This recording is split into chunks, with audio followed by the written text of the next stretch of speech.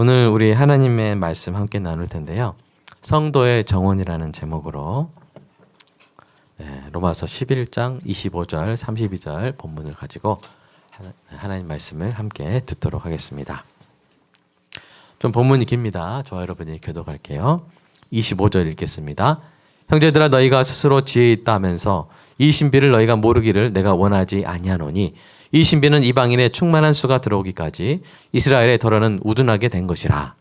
그리하여 온 이스라엘이 구원을 받으리라. 기록된 바 구원자가 시온에서 오사 야곱에게서 경건하지 않은 것을 돌이키시겠고 내가 그들의 죄를 없이 할 때 그들에게 이루어질 내 언약이 이것이라 함과 같으니라.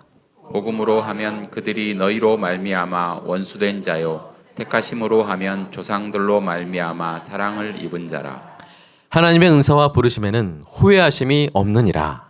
너희가 전에는 하나님께 순종하지 아니하더니 이스라엘이 순종하지 아니하므로 이제 공유를 입었는지라. 이와 같이 이 사람들이 순종하지 아니하니 이는 너에게 베푸시는 공일로 이제 그들도 공유를 얻게 하려 하심이라. 하나님이 모든 사람을 순종하지 아니하는 가운데 가두어 두심은 모든 사람에게 공유를 베풀려 하심이로다. 아멘. 우리의 마음밭을 위해서 기도하겠습니다. 사랑의 아버지 하나님, 설교자가 성령님의 인도하심으로 성경을 정확하게 설교한다면 성도가 듣는 것은 설교자의 말이 아니라 하나님의 말씀이며 성도가 마음속에서 듣는 음성은 그리스도의 음성인 줄 믿습니다. 설교 듣는 일에 제일 되는 목표는 내 자아의 욕구를 만족시키는 것이 아니라 나의 관심을 하나님께 합당하게 돌려서 하나님을 보고 기뻐하여 하나님께 영광을 돌리는 것임을 고백합니다.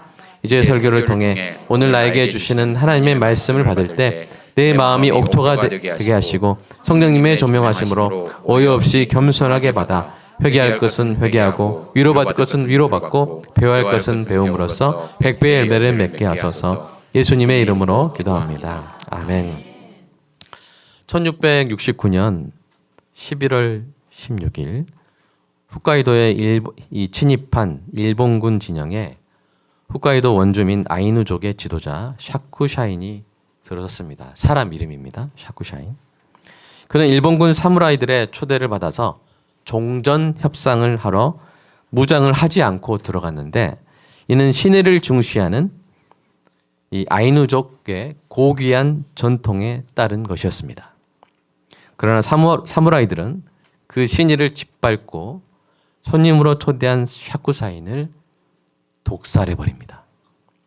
이 모렴치한 배신으로 인해 아이누족은 구심점을 잃고 자신들의 땅인 홋카이도를 교활한 일본군에게 강탈당하는 비극을 겪게 됩니다. 그러니까 원래 홋카이도는 아이누족의 땅이었죠. 그들은 사냥과 어업으로 자족적인 삶을 유지하며 살아왔습니다.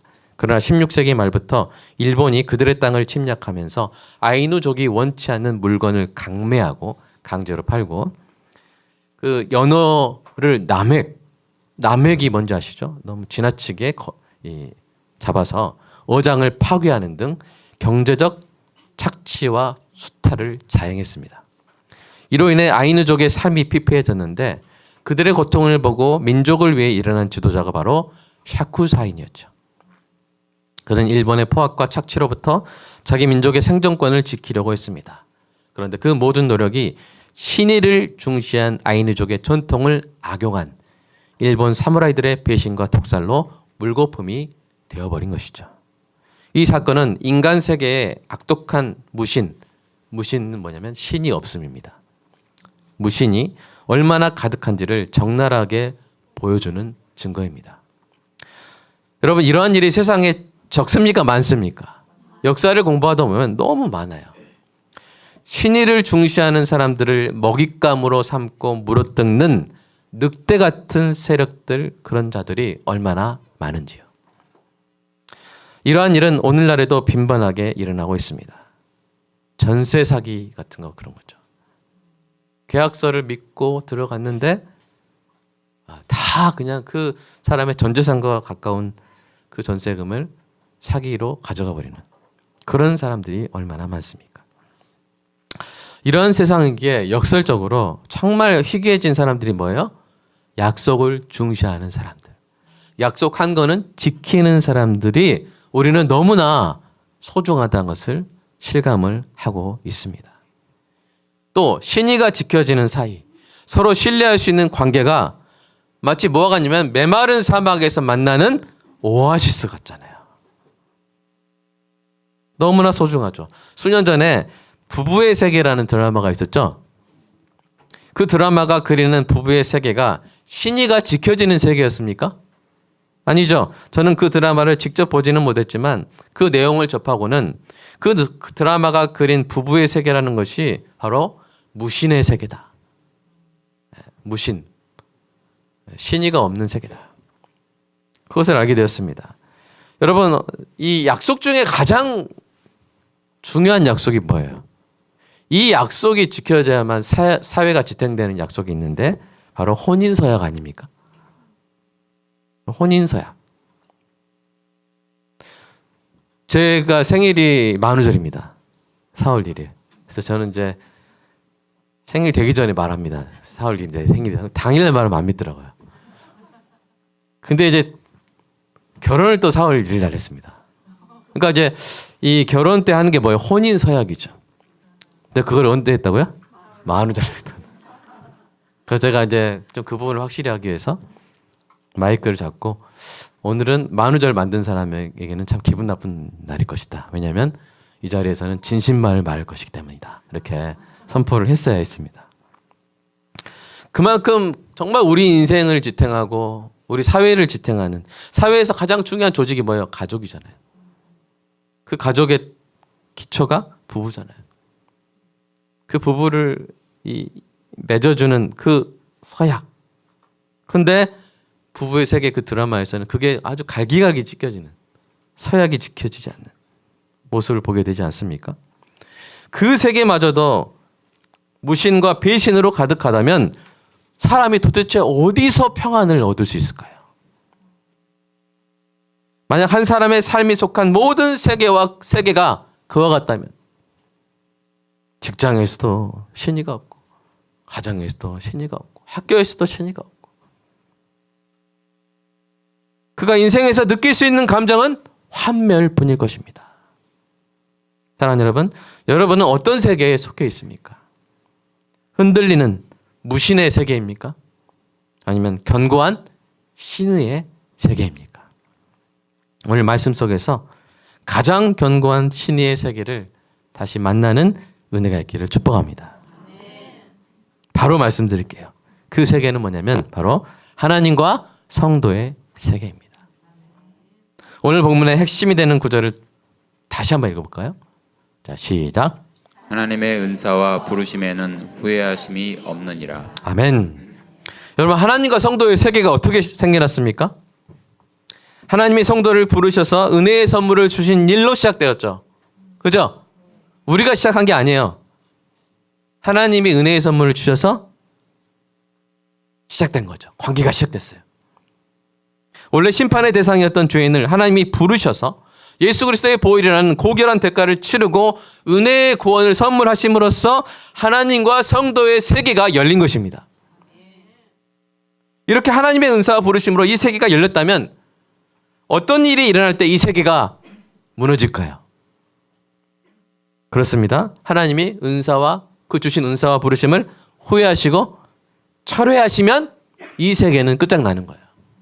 더 이상 너 안 되겠다. 내가 참고 또 참았는데 너 더 이상 안 되겠다. 너 이제 끝이다. 너 파양.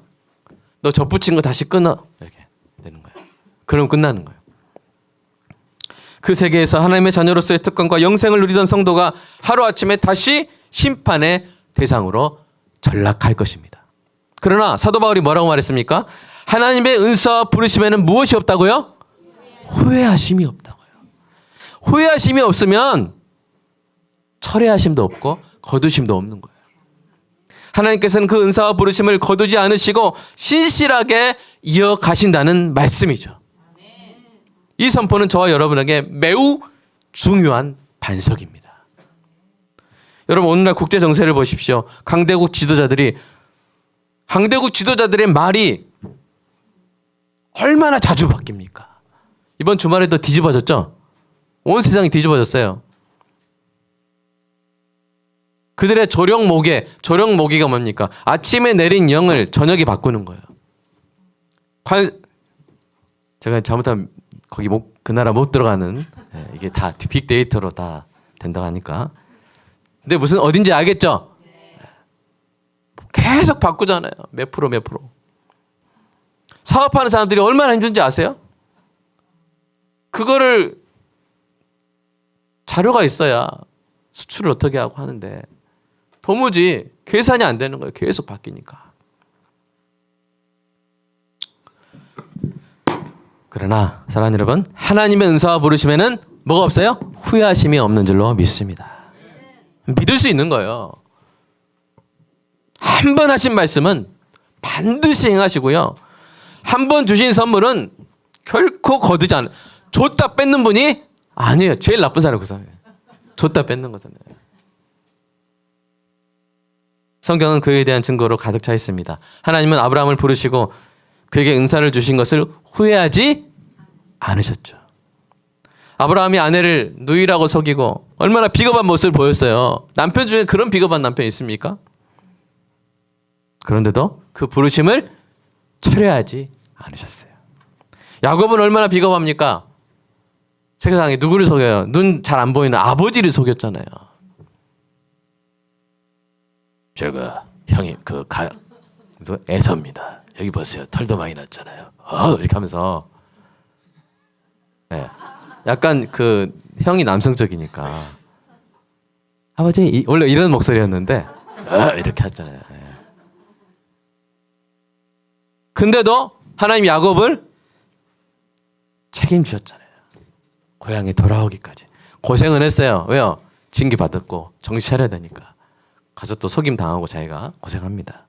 그래도 결국 야곱에게서 12지파가 나게 하시고 하나님의 약속을 신실하게 지키셨죠. 다윗도 마찬가지입니다. 왕으로 딱 세워놨더니 불륜에 살인까지. 우리 중에 누구도 다윗처럼 중범죄를 저지르기는 힘들어요. 근데도 하나님은 회개는 시킬지언정 버리지 않으셨습니다. 그래서 시편에는 그 하나님 놀라우신 신실하신 하나님에 대한 찬양으로 가득하지 않습니까? 사도 바울은 오늘 본문에서 하나님이 그와 같이 유대인에게 하신다고 선포하고 있는 것입니다. 그 유대인들은 심지어 어떤 짓까지 했어요? 하나님의 아들 예수 그리스도를 거부하고 십자가에 매달아 죽였음에도 하나님은 그 사랑을 끝내지 않으셨습니다. 그래서 그토록 신실한 사랑 안에 있는 우리도 뭐 할 수 있는 거예요? 안심할 수 있는 것이죠. 제가 만약 그렇지 않다면 제가 설교 때마다 밴드처럼 늘 업데이트해야 돼요. 세상에 이번에 누구누구 집사님 생명책에서 제외됐어요. 큰일 났습니다. 우리 합심해서 기도합시다. 지금 직장 다 때려치고 다 모이세요. 이렇게 늘 우리는 막 경고, 막 사이렌 울리면서 큰일 났습니다. 이렇게 해야 돼요. 그런 적 있습니까? 없습니까? 없죠. 왜요? 하나님이 신실하시기 때문입니다. 그 세계 안에서 우리는 평안을 누릴 수 있습니다. 안식할 수 있습니다. 배신이 난무하는 세상 속에서도 마치 폭풍 가운데서도 흔들리지 않는 견고한 배 안에 있는 것처럼 샬롬을 누리는 세계, 그것이 바로 뭐예요? 하나님과 성도의 세계인 것이죠. 여러분이 하나님과 성도의 세계가 이처럼 견고한 이유가 무엇입니까? 다시 말씀드리지만 그 근본적인 원인은 뭐예요? 하나님의 신실하심이죠. 하나님 어떤 분이세요? 우리 민수기 말씀 읽어볼까요? 민수기 말씀 시작. 하나님은 사람이 아니시니 거짓말을 하지 않으시고 인생이 아니시니 후회가 없으시도다. 어찌 그 말씀하신 바를 행하지 않으시며 하신 말씀을 행하지 않으시랴. 아멘. 그렇죠. 하나님은 달라요. 하나님은 달라요. 그것을 다른 말로 천사들은 뭐라고요? 거룩하다, 거룩하다, 거룩하다. 만군의 여호와여. 다르다는 말을 성격적으로 뭐라고 해요? 거룩하시다는 거예요. 사람은 거짓말합니다. 사람 누군가의 호의를 베푼 것을 후회하기도 해요. 잘해줬더니 말이야. 머리 검은 짐승 막 그런 얘기하면서 거두는 게 아니야. 막 이런 이런 말 하잖아요. 그러나 하나님은 인생이 아니세요. 다르세요. 말씀하신 바를 반드시 행하시고 약속을 지키시고 베푸신 사랑을 거두지 않으십니다. 신실하십니다. 저 여러분이 하나님과 성도의 세계에 속해 있기 때문에, 그래서 성도와 하나님과 성도의 세계에 속해 있는 여러분이기 때문에 뭐만 해도 설교가 되냐면요, 제가 하나님 자랑만 해도 훌륭한 설교가 되는 거예요. 이런 분 없길 바랍니다. 목사님 맨날 매주 하나님 자랑만 해. 응? 맨날 하나님만 자랑하고 있어. 그런 분 없겠죠. 왜요? 하나님 자랑이 우리 신앙생활에서 가장 중요하고 기본적인 부분 아닙니까? 하나님이 어떤 분이시 아는 게 가장 중요한 일 아닙니까? 하나님 신실하십니다 하면 우리 모든 문제가 그 안에서 어떻게 해결될지 우리는 확신을 가질 수 있는 것입니다. 그렇다면 하나님은 어떤 일들에 대해 신실하십니까? 가로 1번 한번 읽어볼까요? 시작. 하나님은 당신의 백성을 보존하시는 데에 신실하시다. 아멘. 하나님은 여러분이잖아요. 여러분을, 우리를, 저를 보존하시는데 신실하십니다. 사도 바울이 11장에서 계속 논증해 오고 있죠. 하나님의 신실하심으로 인해 유대인들의 다수가 반드시 주께로 돌아올 것입니다. 오늘 본문을 다시 한번 읽어볼까요? 시작. 형제들아, 너희가 스스로 지혜 있다 하면서 이 신비를 너희가 모르기를 내가 원하지 아니하노니, 이 신비는 이방인의 충만한 수가 들어오기까지 이스라엘의 덜어는 우둔하게 된 것이라. 왜 신비라는 표현을 썼을까요? 왜냐하면 사람의 눈으로 보기에는 이루어지지 않을 법한 방식으로 하나님의 약속이 놀랍게 이루어질 것이기 때문입니다. 안 될 것 같은데 되는 거예요. 우리도 보면 이제 볼링장 가서 던졌는데 이게 도무지 이거는 0점이다. 근데 갑자기 푹 튀어가지고 스트라이크 되면 깜짝 놀라잖아요. 그런 것처럼, 아니 이게 유대인들이 이렇게 교회를 핍박하고 복음을 거부하는데 어떻게 얘네들이 구원 받을까 생각할 수 있지만 하나님은 하신다는 거예요. 부자가 천국에 들어가는 것이 낙타가 바늘귀에 들어가는 것보다 어렵다고 했잖아요, 예수님이. 그게 제자들이 말한 거예요. 도대체 그럼 누가 구원받아요? 예수님이 뭐라 하셨어요? 사람이 할 수 없는 것을 하나님은 하실 수 있느니라. 그 완고한 완악한 유대인들이 다수가 구원받을 것입니다. 그래서 신비라고 표현한 것이죠. 그리고 그 신비는 왜 이루어지는 것이냐? 26, 27절 한번 읽어볼까요? 시작.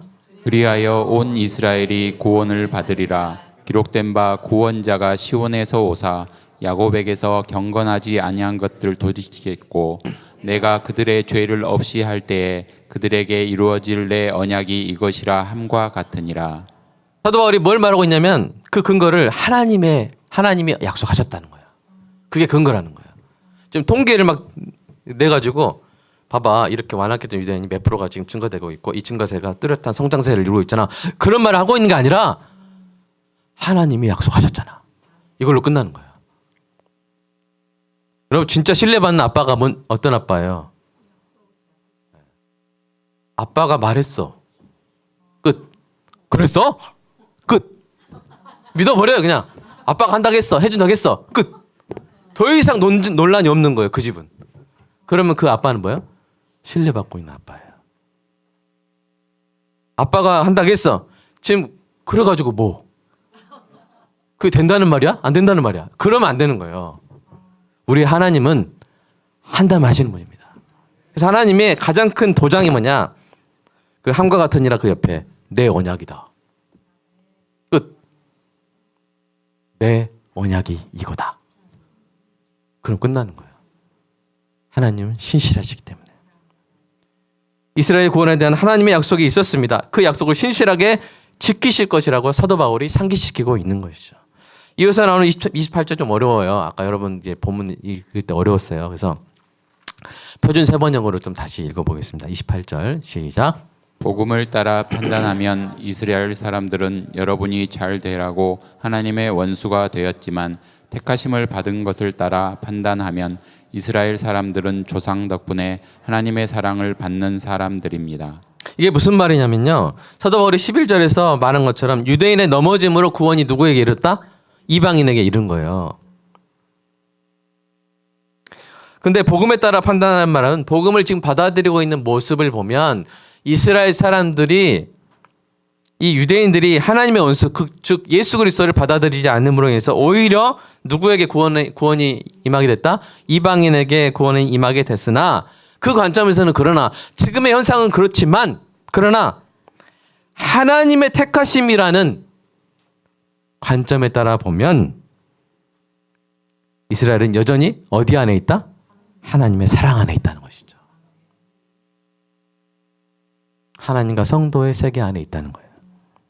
이 하나님의 신실하심은 심지어 그 백성이 뭐하지 않을 때도 변치 않으시냐면 자 30절 마지막 부 읽어볼까요? 시작. 너희가 전에는 하나님께 순종하지 아니하더니 이스라엘이 순종하지 아니하므로 이제 공유를 입었는지라. 이와 같이 이 사람들이 순종하지 아니하니 이는 너희에게 베푸시는 공유로 이제 그들도 공유를 얻게 하려 하심이라. 아멘. 여러분 부모와 자녀의 세계를 생각해 보세요. 지금 사이 좋죠. 사이 좋은 집 있죠. 부모와 자녀가.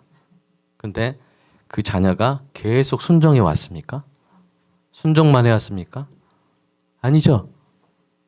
불순종의 시간도 없어 있어요? 있어요. 그렇다고 해서 그 관계가 깨졌습니까? 아니죠. 그럼 깨지지 않은 이유가 뭐예요? 자녀가 잘해서? 아니요. 그것보다는 뭐예요?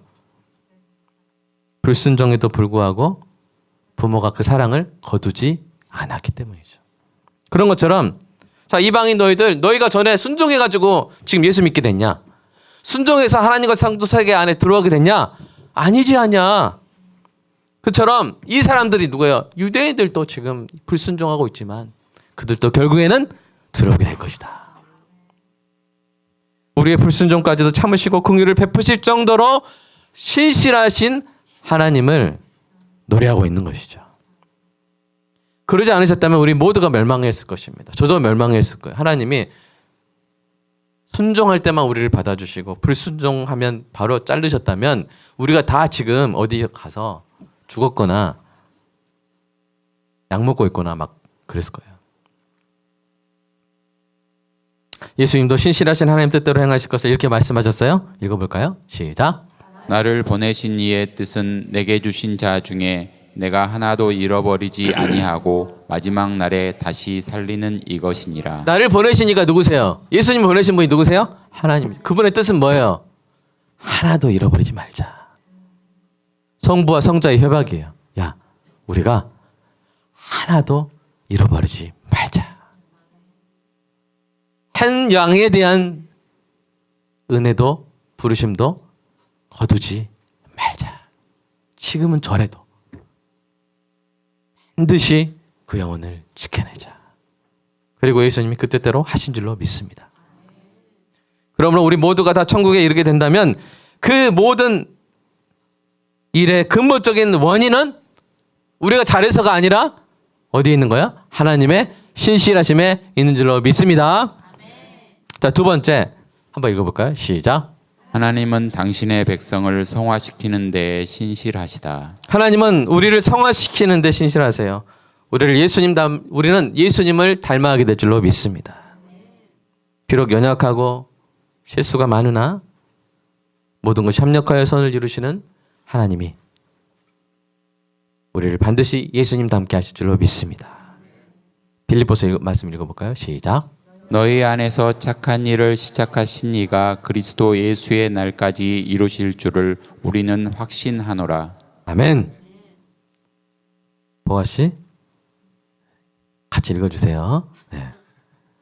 아주 그 깊은 묵상에 빠져 있는 것 같아요. 제가 목회를 하면서 의지하는 것도 뭐예요? 제가 뭘 의지할까요? 목회하면서 하나님의 신실하심입니다. 하나님의 신실하심이 없다면 제 목회는 너무나 불안한 것이 될 것이고 때로는 답답한 일이 될 것입니다. 그러나 우리의 목자 되신 하나님이 언제나 우리를 선하게 이끌고 계시기에 제가 소명을 붙들고 우리 각자가 참 포도나무이신 예수님께 붙어 있기만 하면 하나님이 우리를 반드시 성화시켜 주실 줄로 믿습니다. 세 번째 한번 읽어볼까요? 시작.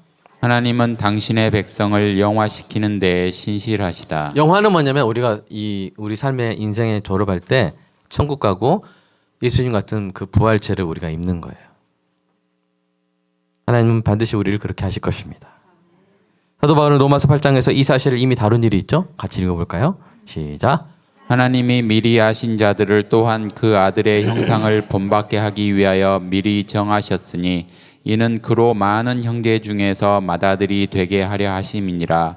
또 미리 정하신 그들을 또한 부르시고 부르신 그들을 또한 의롭다 하시고 의롭다 하신 그들을 또한 영화롭게 하셨느니라. 아멘. 이게 하나님의 마스터 플랜이에요.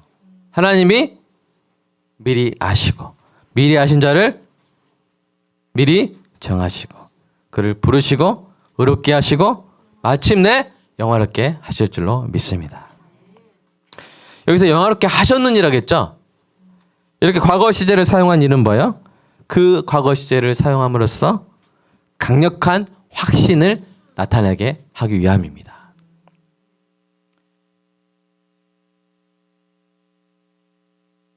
안내를 좀 해주세요. 예배 시간에 앉아 있습니다. 자, 예수 그리스도를 주로 영접한 저와 여러분은 반드시 천국에 들어갈 줄로 믿습니다. 거룩한 부활의 몸을 입고 천국에서 영광의 주님을 뵙고 함께 살아가게 될 줄 믿습니다. 그 모든 믿음의 근거가 뭐예요? 하나님의 신실하심이죠.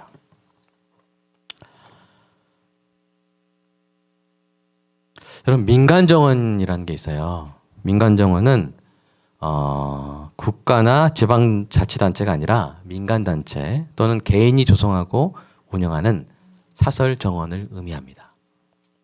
이러한 정원을 이제 산림청에 등록하면 일반에 공개할 수 있는 제도를 통해서 국민이 함께 즐길 수 있도록 운영되는데요. 현재 산림청 등록 이 민간정원은 150곳 이상이고 우리 광주에도 2곳이 있습니다. 효심정, 꿀벌정원이 있는데 근데 저는 그런 곳에 가지 않아도 다닐 수 있는 정원이 있어요. 궁금하시죠? 바로 하신정. 하나님의 신실하심의 정원입니다. 하나님의 신실하심의 정원 안에서 저는 꿈의 꽃길을 걷습니다. 기쁨의 분수를 감상하죠. 평안의 잔디밭에 눕습니다. 배신이 난무하는 세상의 소음이 차단된 고요한 안식을 누립니다. 여러분에게도 그런 정원이 있습니까? 그 정원에서 산책하시기 바랍니다. 하신정에서 쉬시기 바랍니다. 그랬으면 좋겠어요. 하나님의 정원에서 언제나 산책할 수 있으시기를 축복합니다. 그리고 여러분도 작은 정원을 만들어 보세요. 무신의 세계에서 상처받은 애처로운 사람들을 위한 작은 성도의 정원. 그래서 선금정원, 수은정원, 민정정원 이렇게, 근옥정원 이렇게.